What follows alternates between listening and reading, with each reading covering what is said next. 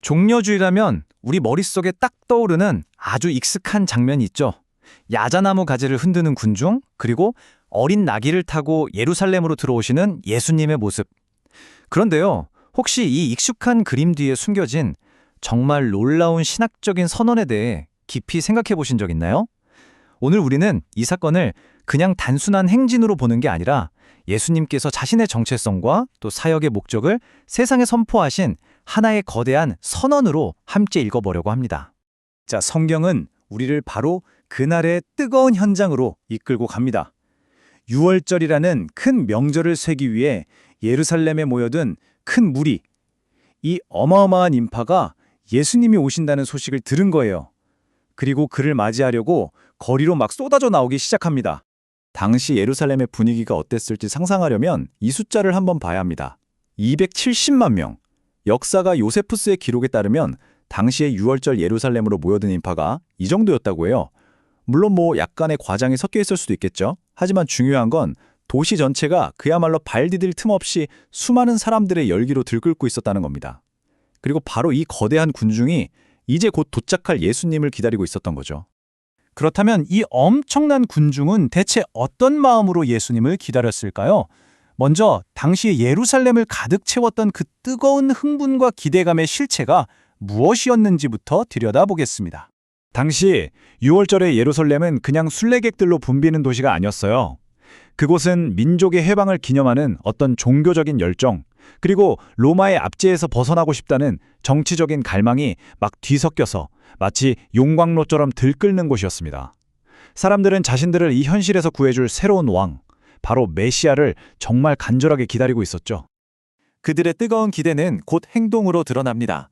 이제 우리는 군중이 흔들었던 야자나무 가지와 그들의 외침 속에 어떤 의미가 숨어 있는지 마치 암호를 해독하듯 하나씩 풀어볼 거예요.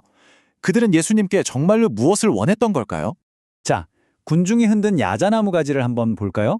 원래 이 가지는 초막절에 하나님 앞에서 순수한 기쁨을 표현하던 그런 종교적인 상징이었습니다. 근데 정말 흥미로운 점은 시간이 흐르면서 그 의미가 완전히 변했다는 거예요.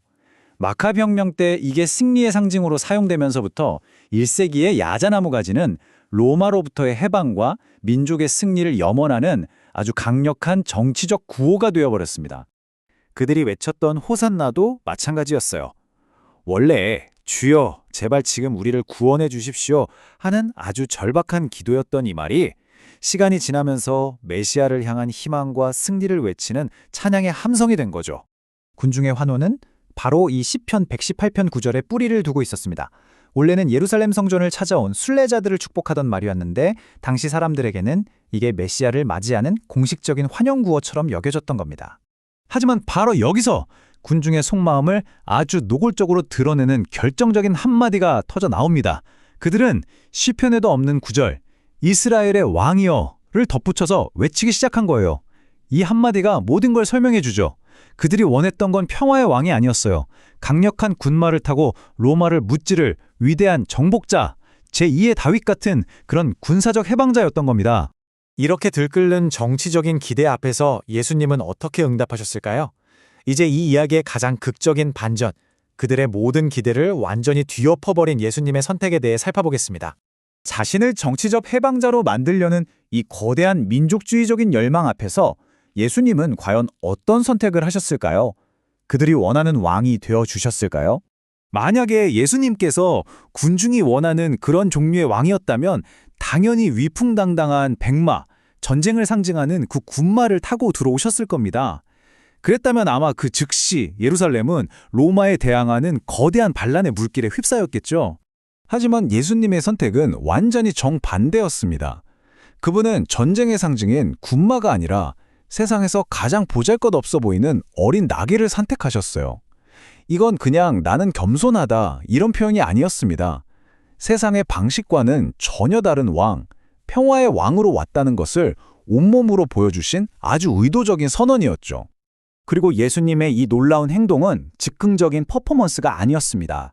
보시는 것처럼 이건 구약 스가랴서의 예언을 정확하게 이루신 거예요. 예수님은 이 행동을 통해서 자신의 왕권이 인간의 힘이나 전쟁이 아니라 바로 하나님의 약속에 근거하고 있다는 걸 분명히 보여주셨습니다. 그런데 이 스가랴 예언의 전체 문맥을 보면 그 의미가 훨씬 더 거대해집니다. 이 예언은 평화의 왕이 오시면 이 땅의 모든 전쟁 무기가 사라지고 이스라엘뿐만 아니라 온 세상 모든 민족에게 평화가 선포될 거라고 말해요. 그리고 가장 결정적으로 그가 언약의 피를 통해 갇혀있는 자들을 해방시킬 것이라고 예언합니다.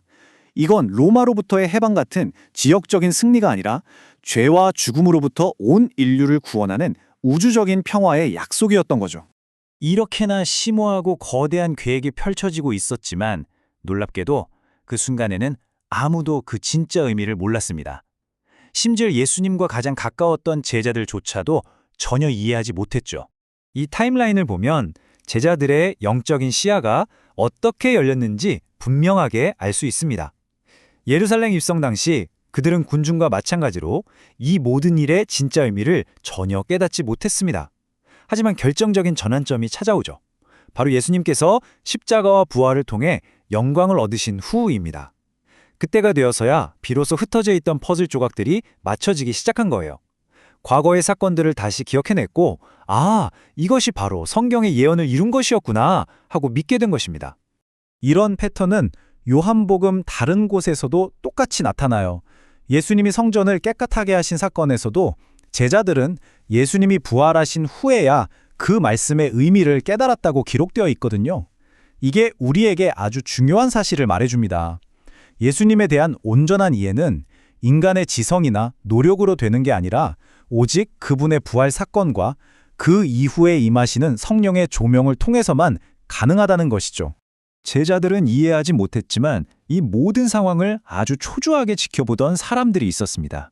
바로 종교 지도자들이었죠. 이제 그들의 반응으로 시선을 한번 옮겨보겠습니다. 우리는 그들의 불안의 참 말 속에서 정작 그들 자신도 몰랐던 놀라운 예언적인 진실, 즉 아이러니를 발견하게 될 겁니다. 예수님을 향한 군중의 열광이 최고조에 달하자 바리새인들은 극심한 위기감에 빠집니다.